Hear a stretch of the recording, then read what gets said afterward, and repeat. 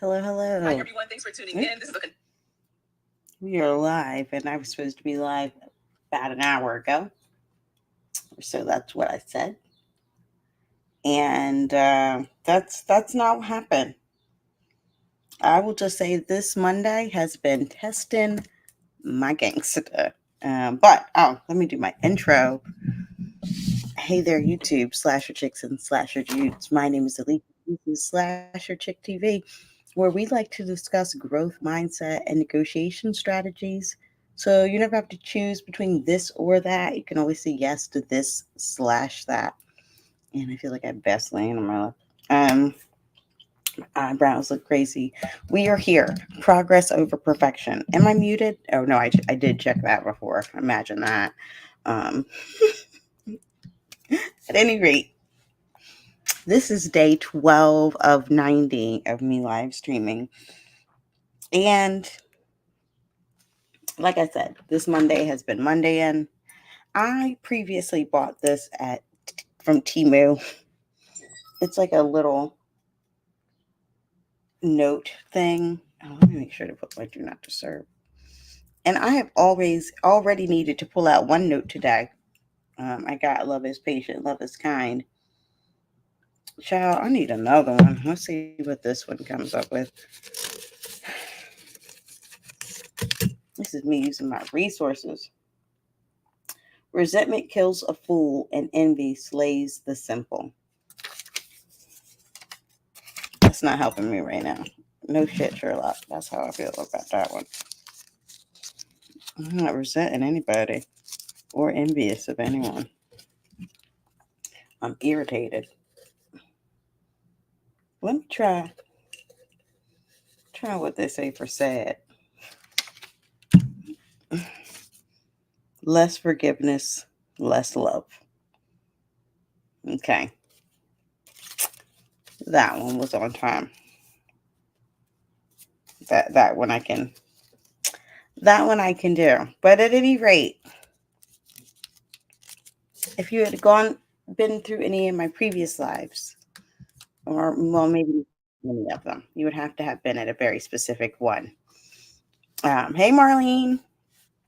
Oh, I just recognize everybody's not me, and everybody doesn't do things the way I would do them. Um, but I am irritated when, yeah, just don't. I do not like to be micromanaged, nor does any human. No human likes that. Um, so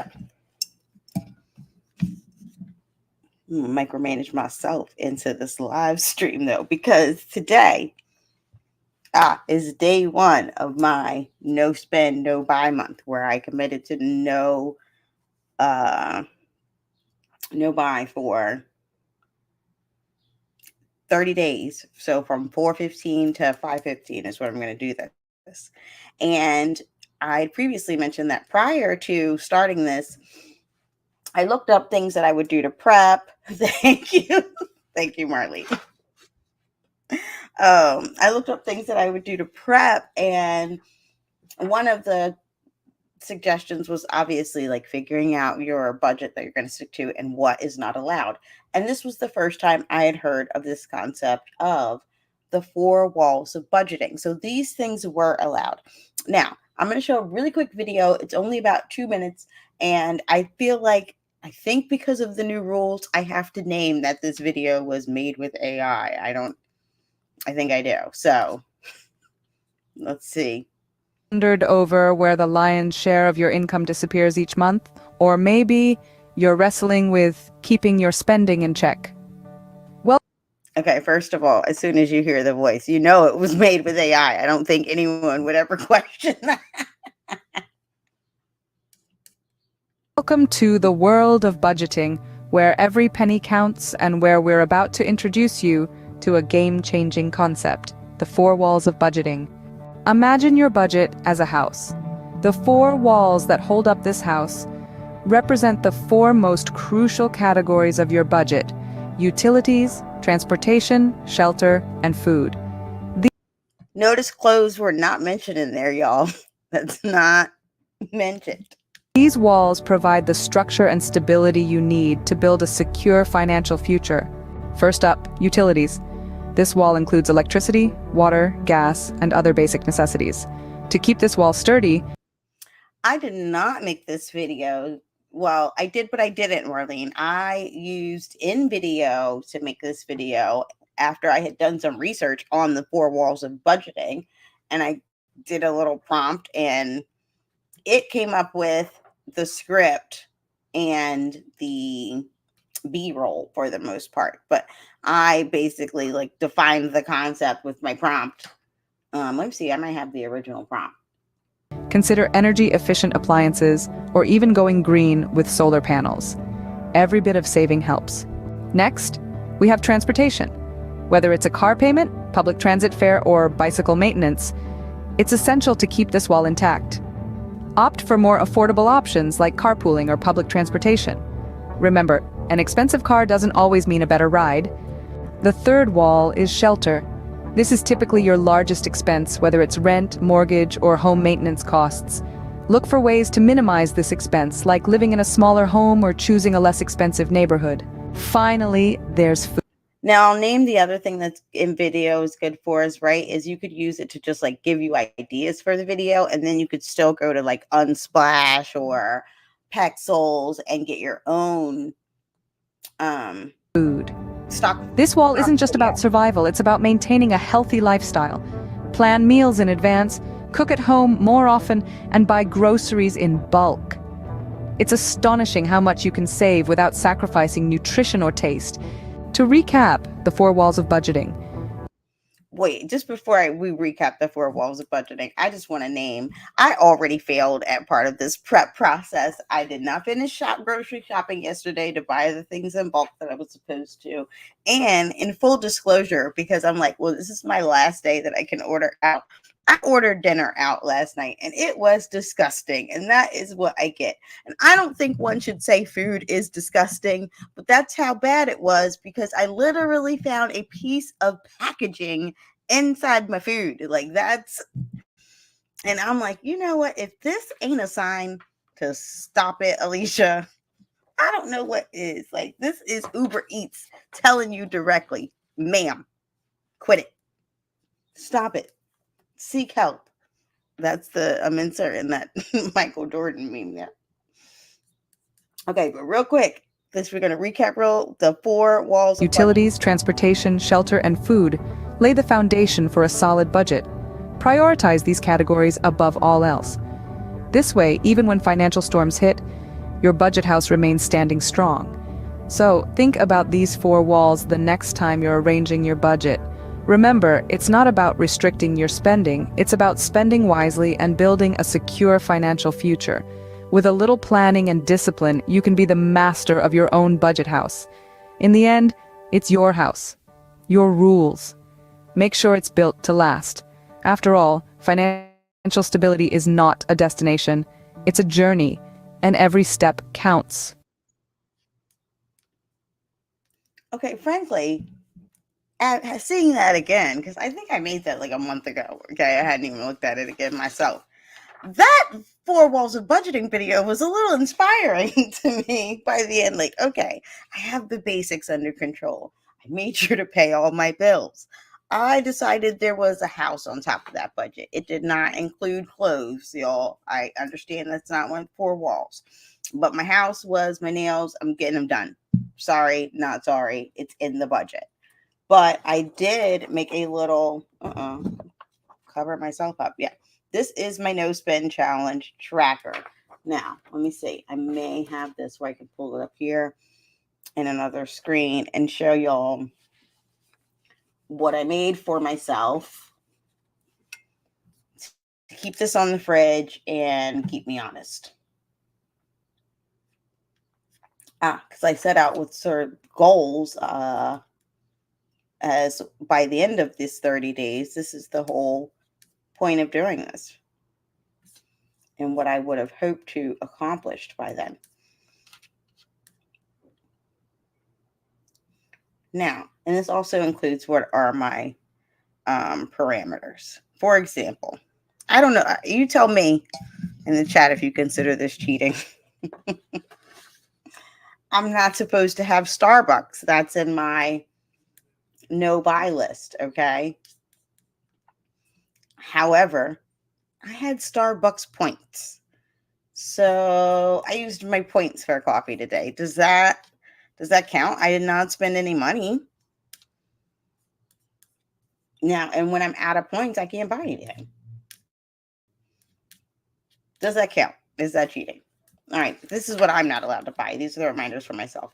I'm not about to buy Starbucks. I'm not about to buy clothes. Thank you, Marlene. I appreciate that permission. That is not kind of cheating. I did not spend cash, and that's the goal.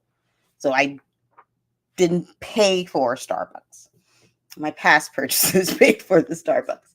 But I'm not about to buy any clothes. I have to shop my closet. I can't buy any new software. I probably should have put software or gadgets. Let me put that here too, okay? Because those are things I love. All right, and I'm like, ooh, what does that do? I might not even need the software, but I'm like, it's new, it's shiny. No new travel. What is allowed is I have travel that is already planned that maybe I still need to buy a ticket for, like an airline ticket that I don't want the tickets to go up, but I can't plan more travel that's not already currently planned. As I mentioned, I can't eat out. So that last meal that I had yesterday, that was it. It's gonna have to satiate me as far as eating out for the next month. And my favorite places that I love to make excuses for, because I'm like, oh, it's not that much money. And then $100 later, I am leaving Five Below in the Dollar Tree with essentially a haul for just no damn reason. All right, yours would be a fail with travel too. I'm thinking maybe I need a treat myself thing that like part of this is saving up for a travel. But I only have one trip booked in 2024. I was supposed to curb the travel because of my financial goals. But speaking of which, I have goals that I want to have by the end of this challenge. So typo. I just learned that a dividend REIT was a thing. Didn't even know that. Now, in case one has never heard of this or you're watching the replay, I will explain. A REIT is a real estate investment trust in which essentially a group of people get together, we make a trust, and we use that to be real estate investors. That's the short of it. Now, some of those that exist actually pay dividends. So, like other investment vehicles like stocks that may pay dividends, it's like when it earns, it actually pays out to the investors versus it just earning and staying there. So, now that I have learned that that's a thing, I would like to use some of the money that I save from this no buy to invest in a dividend bearing REIT. I would like to have all of my bills paid a month in advance. So anything that is due for May, like I don't want to have to think about another bill now until June because I paid everything in advance. That would include these 4 walls that we talked about in this 4 walls of budgeting. So those in specific. And the last one, I would like to pay off at least one credit card. I feel like this was a sinking. What do you call them? This was me sandbagging, and that I had already started that process before I decided on this particular challenge. So I know I will achieve that one. And maybe that's also like to psychologically make me feel like it's not so daunting. But so far, I can say I did one day. So we're going to check off day 1 here. Add me a check. Thank you, check mark. Oh, ooh. I like these circles here. I mean, that check mark. I like this one. I know it's pretty. Wait, is that animated? Oh, I don't watch it animated. I spend way too much time in Canva. I think that's really what this means. Get rid of the animation. All right. I'm sorry. I should not be spending this much time on unanimating this. It's the principle, though, that it's not doing what I want it to. Ooh, I like that one too. Is this one animated? Oh, okay. Sorry. I got a little click happy. That's what this means. That's all right. You get the gist, though. That day one is done and I can check it off. Boom. Now it's gonna bother me. Now the square and the circle is gonna bother me. Progress over perfection. Day one checked off.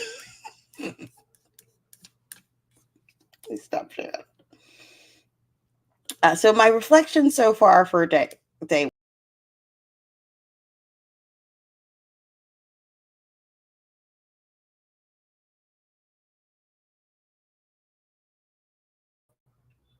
Okay, figured out how to put me back in the stream. My reflection so far for day one: using your points doesn't count as cheating. And this is probably going to be a little bit harder than I thought, mostly because I did not prepare my food, and it's now 7:30, and I still have to cook dinner. Now, one thing I got going for me is I did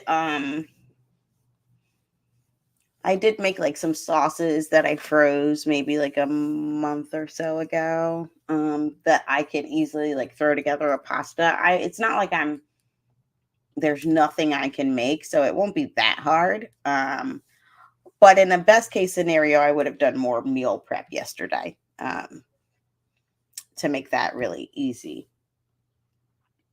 So that was my main reflection. The food is going to be the biggest challenge for me if I don't actually prep more. Um, and I think I would feel a little bit different about the not being able to plan travel necessarily if I were at least like visualizing about the travel, like, right, like keeping a travel Pinterest board or something that mm, at least makes me feel like I might be going somewhere. I don't know. I feel like I need to psych myself out of that, so that I don't end up making some sort of impulsive purchase, like, oh, this is a really discounted trip and I can go. Like, let me just go ahead and buy it. Um, so there's that. And do I have any other key takeaways from day one?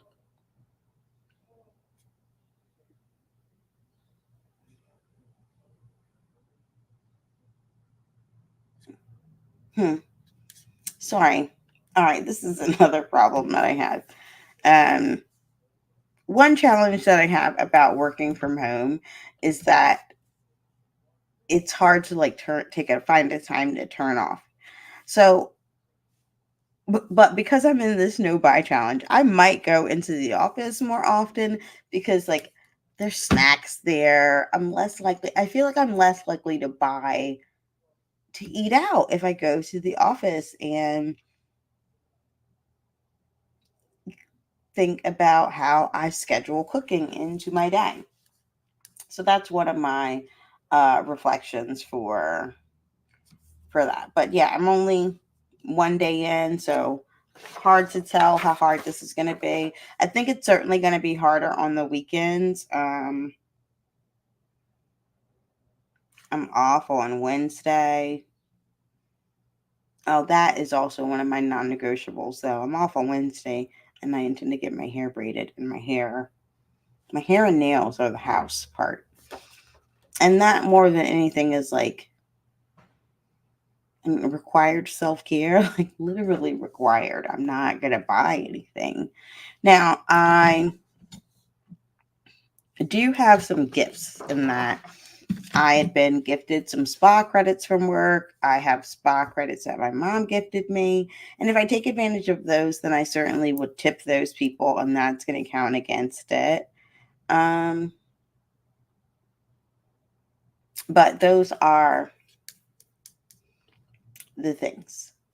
But while I'm in here, and since I've got the time, thinking about the REIT got me thinking about this. So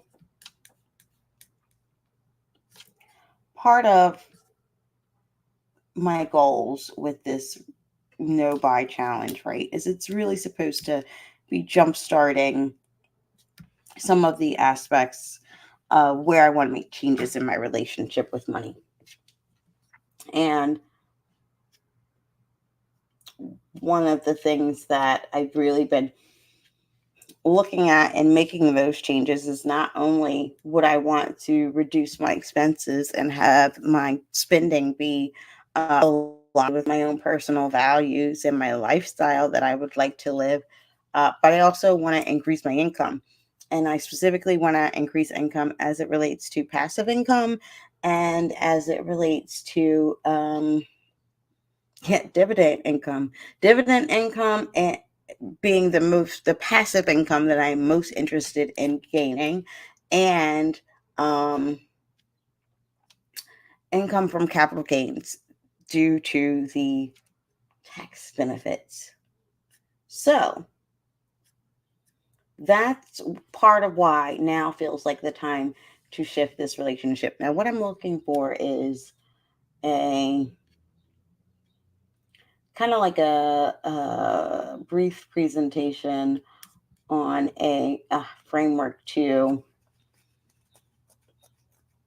really think about if you want to make some changes in your relationship with money or how money is showing up in your life. Like where might you put some of those?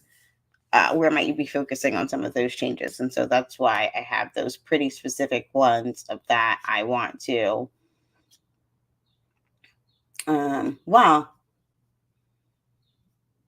Increase my reduce my expenses, increase my earned income, but specifically, well, here we go.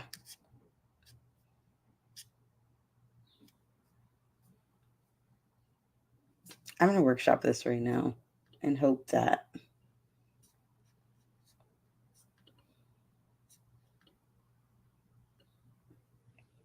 it doesn't end up being too bad.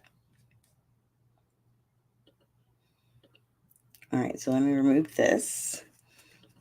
And I'm going to add this.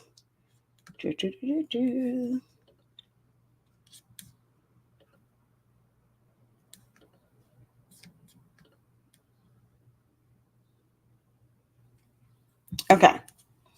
So this is I'm working on actually being able to do this in 7 weeks. So I'm in stage 1 of falling in love with money because I'm trying to make sure I have the right mindset to have 7 streams of revenue. Right now, I have 1-ish. I technically do own some dividend bearing stock, but it's like I get a penny a quarter in terms of the dividends. That means not. But if in terms of having the mindset of I own dividend bearing stocks, like, yep, sure do. They've only paid me a penny per quarter, but I sure do. Now, in the 7 and 7, real estate is not something that is really like an option in the 7 weeks, mostly because in you need experts for this. We're not expert on this. You could be doing all of these things just in real estate. We're not focused on it. I can't focus on that. Oh my gosh, we really started this in 2020. My girlfriend's gonna kill me. But here, types of income. This is where I'm trying to focus. I already make earned income at my full-time job where I exchange my talents and time for money. I add value to the workplace, which in turn allows them to add value to the marketplace, and they pay me back with a salary. Now, Invested income is what I was mentioning, and then I want more income from dividends and capital gains, in which I don't necessarily have to exchange time for that money. Haven't quite figured out how I'm going to earn income from interest, but I have an idea, but I haven't tried it yet. And then business income. Ultimately, if you have a business of your own, it's going to create income that's revenue for you, because ideally, you're paying yourself a salary. So, with these types of income, with it, earned income can include, and the passive income can include the interest income, dividends income, income from capital gains. Your business income could include like profit income, rental income, royalty income, all kinds of things. So, I'm going to ask myself this. Why is now the best time for me to do it? Well, as you can see, as I scroll through these slides, I thought of this idea in 2020, so there's apparently no better time than now. This was apparently good 4 years ago. But honestly, my why right now is that I was watching this. There's a podcast called Social Proof, in which he interviews entrepreneurs on a regular basis. He puts them in a hot seat, and he was talking about ultimately like people not thinking about how they give back to future generations. And it just very much made me think about my mom. My mom had me when she was a teenager. She like really sacrificed a lot for me to have the best and to ultimately live this life that I feel like I still owe her. So I need to get independently wealthy in order to make that a thing. Now, how I define financial freedom, and question number two, is besides knowing all my needs are met, being able to give and gift with at will, investing in people, not just ideas. That one really resonated with me. I really want to be independently wealthy for like if I know someone who like I believe in them, they just need a shot and I can help them and it literally doesn't mean much to me as far as the money. Like I would love to be in that position to do so. Um yeah, so I define financial freedom as I will say it in that having enough money that like all my that beyond all my needs being met, I can invest in people, not just ideas, and leave a ripple effect for future generations of my family. Ooh, now question number three. What are your limiting beliefs about money? Okay, now that I feel like one could spend all night talking about that. My limiting beliefs about money.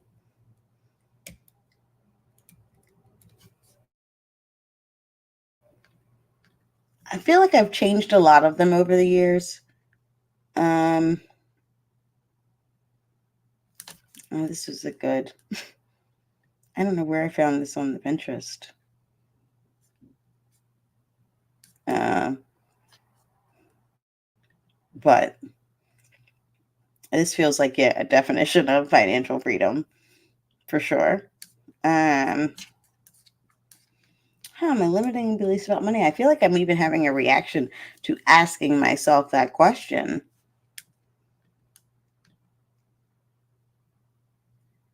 All right. Well, apparently I had some. And part of why this is in here is to begin to counter some of those beliefs. So say for example,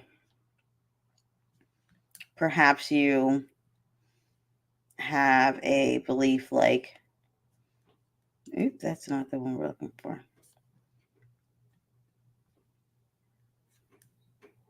Is that the way I want to? I don't think that's the way I want to do that. But it's not right to be rich when others are financially suffering.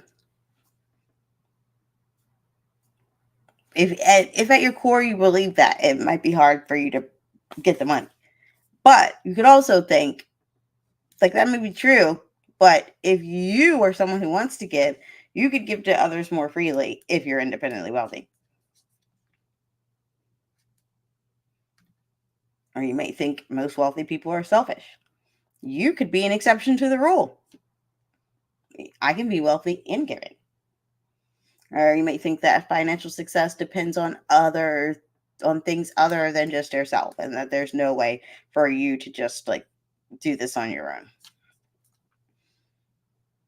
But it starts with the belief of you, and while it might not be in a vacuum, it's going to have to start with you believing that it's possible. And as one of my favorite motivational speakers, Zig Ziglar, will say, money isn't the most important thing in life, but it's reasonably close to oxygen on the gotta have it scale. At the very least, if you were going to manage those four walls of budgeting, you have to have some money with which to do that with. So yeah, that's what I'm kind of focused on day one of my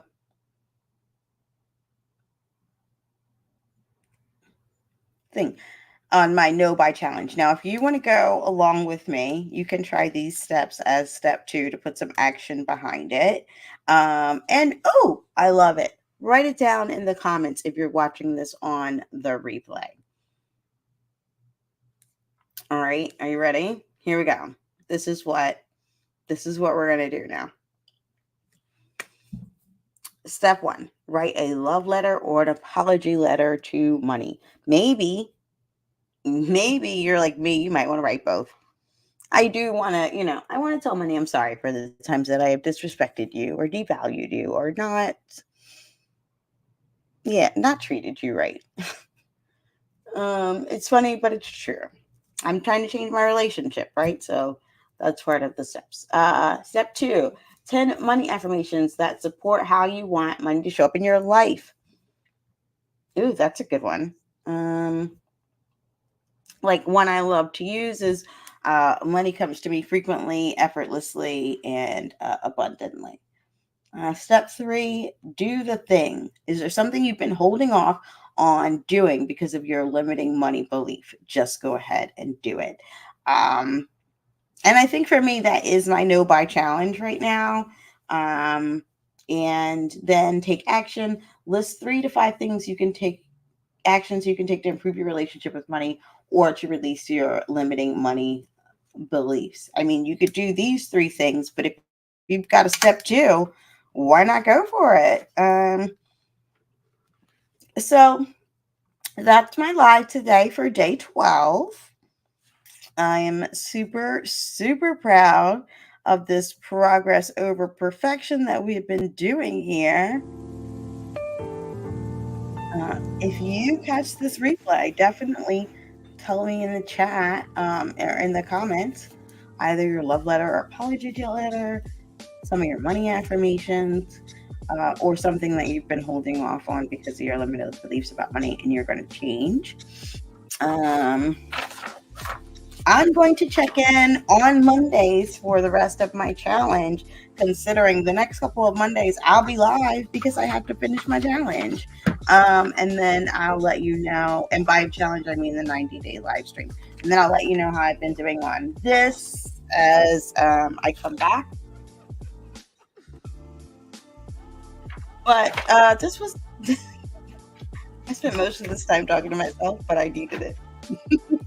Thank you, Marlene, for coming through. Thank you, Marlene, for this idea and the motivation to make sure that we are living our best lives and stepping outside of our comfort zone to just know it, just breathe it, just be it, live our best lives. So, day 12 done, 34 minutes live streamed, and I hope you have a magnificent Monday, and then I'll see you on Tuesday.